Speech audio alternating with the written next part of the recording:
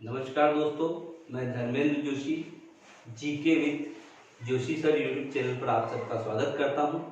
आज हमारा जो टॉपिक है विषय से हटकर थोड़ा सा अलग टॉपिक है, पाठ्यक्रम और रणनीति। ये पाठ्यक्रम और रणनीति किस परीक्षा के लिए सबसे महत्वपूर्ण है? ये एमपीएसआई 2020 और 21 को ध्यान में रखते हो कि इस वर्ष जो हमारी संभावित जो सब इंस्पेक्टर परीक्षा होने वाली है उसके लिए आप कैसे तैयारी करें और आपके लिए क्या पाठ्यक्रम निर्धारित किया गया है या पाठ्यक्रम क्या है जो विगत वर्षों के आधार पर निर्धारित किया गया पाठ्यक्रम में उसको एक सिस्टेमेटिक अप्रोच के साथ या किस तरीके से हम पढ़ें तो कितना बेहतर हो सकता है उस पर फोकस करने जा रहे हैं। हमारा पाठ्यक्रम जो स्पेशली एमपीएसआई और सूबेदार प्लाटून कमांडेंट और एसएसबी विशेष शाखा के जो विद्यार्थी हैं उनके लिए इस परीक्षा में 2 प्रश्न पत्र आयोजित किए जाते थे जब तक कि ऑनलाइन परीक्षा शुरू नहीं की गई थी। वर्तमान में इस पद्धति में थोड़ा सा बदलाव है और अब पहला और दूसरा फर्स्ट एंड सेकेंड दोनों पेपर को मिलाकर एक ही पेपर कर दिया गया है, जिसके लिए समय सीमा जो है 3 घंटे की निर्धारित की गई है और इस 3 घंटे के समय में आपको जो है 100 नंबर का जीके और 100 नंबर का हिंदी और इंग्लिश पूछा जाएगा। अब हम बात करते हैं इन 100 नंबर के जीके की कि इसमें कौन से पार्ट से कितने क्वेश्चन आने की संभावना बनती है या किस किस टॉपिक को आपको स्पेशली फोकस करना है अगर आपको 2020 और 21 एमपीएसआई परीक्षा को फाइट करना है। सबसे महत्वपूर्ण हम बात करते हैं, पहला टॉपिक आता है आपका एमपीजीके। दोस्तों एमपीजीके के विगत परीक्षा में जितने भी प्रश्न पत्र ऑनलाइन परीक्षा के माध्यम से आयोजित किए गए हैं उनमें 10 से 15 क्वेश्चन या कह सकते हैं 10 से 15 नंबर का जो वेटेज है वो आपका एमपीजीके का है और इस एमपीजीके में 10 नंबर का जो एमपीजीके है वो आपका बिल्कुल ट्रेडिशनल जीके है, मध्य प्रदेश की भूगोल स्थिति, जनसंख्या, राजनीति, और जो 5 नंबर का आपका जीके आता है वो करंट से रिलेटेड भी पूछा गया है परीक्षा में। दूसरा जो आपका टॉपिक है वो है पॉलिटी या जिसको हम संविधान के नाम से जानते हैं। दोस्तों संविधान से जो जुड़े हुए क्वेश्चन इस परीक्षा में पूछे गए हैं उनका जो वेटेज है वो 5 से 7 नंबर का है और कभी कभी इसको अधिकतम 10 नंबर तक बढ़ाया जा सकता है। वो किस कंडीशन में बढ़ाया जाएगा मैं आपको वीडियो के अंत में बताऊंगा।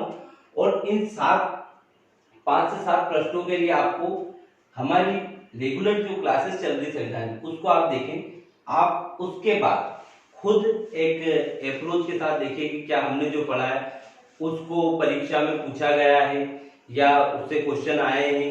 तो आप जैसे जैसे देखेंगे वैसे वैसे आपको चीजें समझ में आएगी कि वास्तव में हम क्या सही डायरेक्शन या सही टीचर के गाइडेंस में पढ़ रहे हैं या नहीं पढ़ रहे। तो जितने भी वीडियो हम बना रहे हैं बिल्कुल एमपीएसआई को ध्यान में रखते हुए, साथ ही व्यापम की सारी परीक्षा और एमपीपीएससी के लिए। फिर आता आपका साइंस। दोस्तों साइंस में 10 से 12 और अधिकतम 15 नंबर तक या 15 क्वेश्चन का वेटेज है। विज्ञान विषय जो है ये मुख्यतः 4 भागों में बांटा गया है। एक आपका फिजिक्स है, एक केमिस्ट्री है, एक जूलॉजी है, एक बॉटनी है।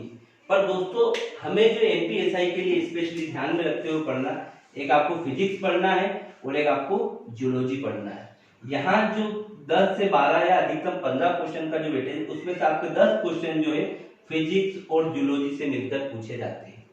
फिर आता है आपका ज्योग्राफी या भूगोल। दोस्तों भूगोल के लिए जो इस परीक्षा का वेटेज उसकी अधिकतम सीमा आपकी 10 नंबर तक है। कारण यह है कि भूगोल एक मल्टी डिसिप्लिनरी सब्जेक्ट, ये कई विषयों में मिश्रित है। इसके कुछ क्वेश्चन आर्थिक गतिविधियों में भी आते हैं, कुछ राजनीतिक में भी आते हैं, कुछ मध्य प्रदेश के सामान्य ज्ञान के संदर्भ में भी आते हैं। इसलिए पर्टिकुलर सब्जेक्ट का जो हम वेटेज डिसाइड कर रहे हैं वो 5 से 10 नंबर का कर रहे हैं और इसके लिए आपको मैं स्पेशल डायग्रामेटिक वीडियो के माध्यम से आपको पूरा ज्योग्राफी पढ़ाऊंगा, जो ज्योग्राफी आपको यूपीएससी के लेवल तक टच करेगा। फिर आता है आपका हिस्ट्री जो है इसका वेटेज भी 5 से 10 नंबर का है। व्यापम ने सब इंस्पेक्टर परीक्षा के माध्यम से ऑफलाइन के समय जो हिस्ट्री में फोकस किया था वो था प्राचीन भारत, और वर्तमान में जो इस पे फोकस अधिक हो रहा है वो आधुनिक भारत पर किया जाए। मध्यकालीन भारत के कौन कौन से टॉपिक होंगे जो हमें पढ़ना चाहिए मैं एक एक वीडियो के माध्यम से आपको बताऊंगा और परफेक्ट आपकी तैयारी होगी। सारी की सारी रणनीति के साथ अगर आप काम करेंगे तो बिल्कुल 100% आपका चयन होगा। फिर बात करते हैं हम इकोनॉमिक्स की या अर्थशास्त्र की। अर्थशास्त्र का वेटेज इस परीक्षा में डायरेक्ट काफी कम है, पर इनडायरेक्ट ही है। जैसा मैंने बताया, भूगोल के साथ, राजनीति के साथ और मध्य प्रदेश की आर्थिक गतिविधियों के साथ पूछे जाते हैं प्रश्न। पर जो पृथक प्रश्न है इसके, वो 3 से 5 नंबर के हो सकते हैं, जिसमें बैंकिंग की स्थापना, बैंकिंग हो सकता है, आपका शेयर बाजार हो सकता है, अंतरराष्ट्रीय संगठन हो सकते हैं। फिर आता है जीके विथ करंट अफेयर्स। तो जीके विथ करंट अफेयर्स जो आएगा आपका, वो 3 से 5 नंबर के प्रश्नों की उम्मीद है। अधिकतम इसकी संभावना 10 नंबर तक हो सकती है, पर फिर वो क्या होगा आपका इंटरनेशनल रिलेशन या अंतरराष्ट्रीय जो संबंध है उनसे जुड़े हुए प्रश्न आएंगे, जिसमें इंटरनेशनल ऑर्गेनाइजेशन और कई प्रश्न इसमें शामिल किए जा सकते हैं। फिर जो सबसे महत्वपूर्ण विगत 2 वर्षों की जो परीक्षा आयोजित की गई और विद्यार्थियों के मन में जो सबसे ज्यादा भय है जिस टॉपिक को लेकर, दोस्तों वो है आपका मैथ्स और रीजनिंग।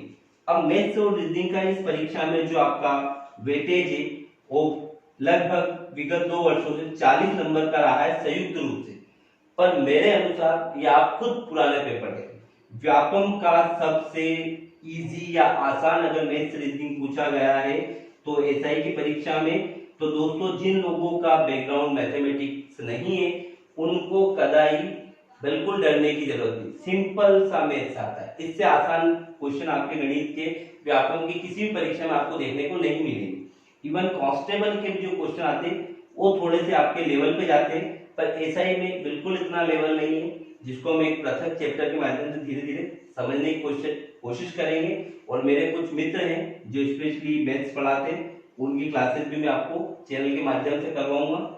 फिर बात करते हैं इस 100 नंबर के बाद अगला सेकंड पेपर जिसको हम कहते हैं, और जिसमें हिंदी और इंग्लिश का वेटेज है।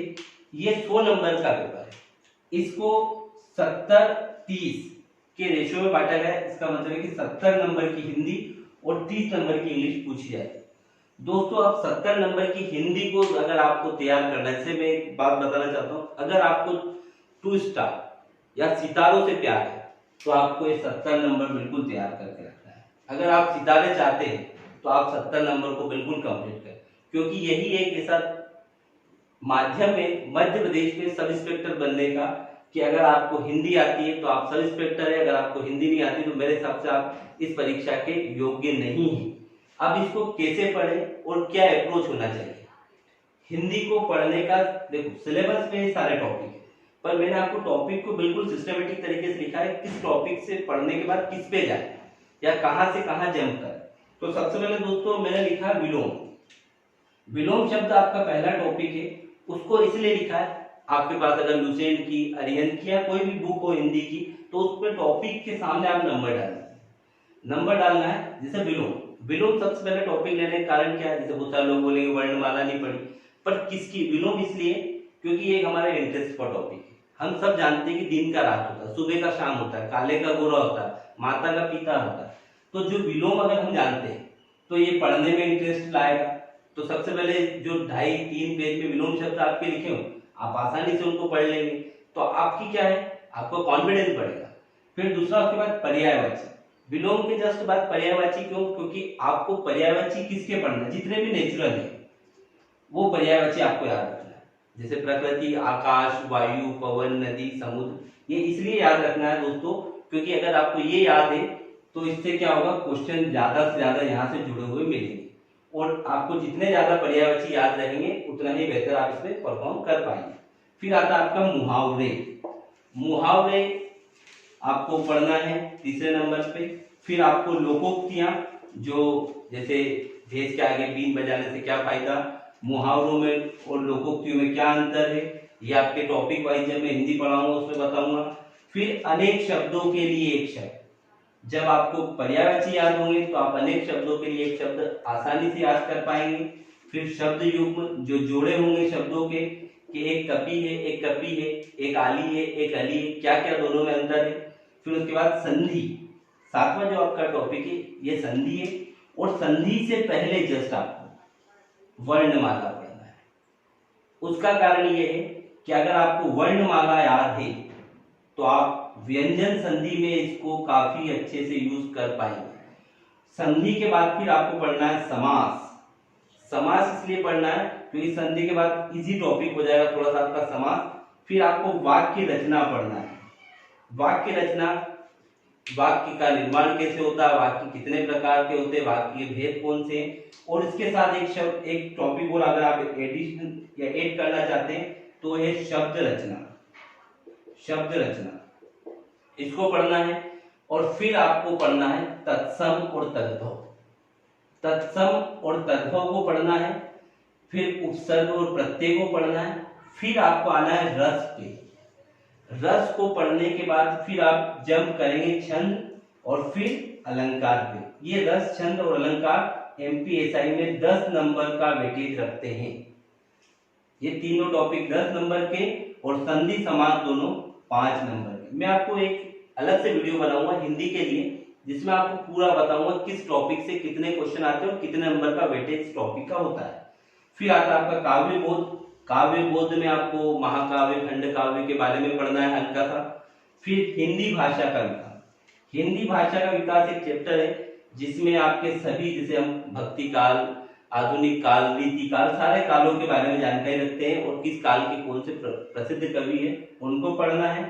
फिर उसके बाद सबसे लास्ट में आपको वर्तनी पे आना है। दोस्तों वर्तनी एक ऐसा टॉपिक है कि पढ़ते समय बिल्कुल आपको ऐसा लगेगा क्या पढ़े, पर हर वर्तनी को मेरे हिसाब से आपको बिना देखे लिखना है और फिर उसको देखना है कि क्या मैंने सही लिखा है या गलत लिखा है। इसलिए हिंदी की जो तैयारी उसमें आप हर शब्द को ध्यान से देखकर पढ़ें।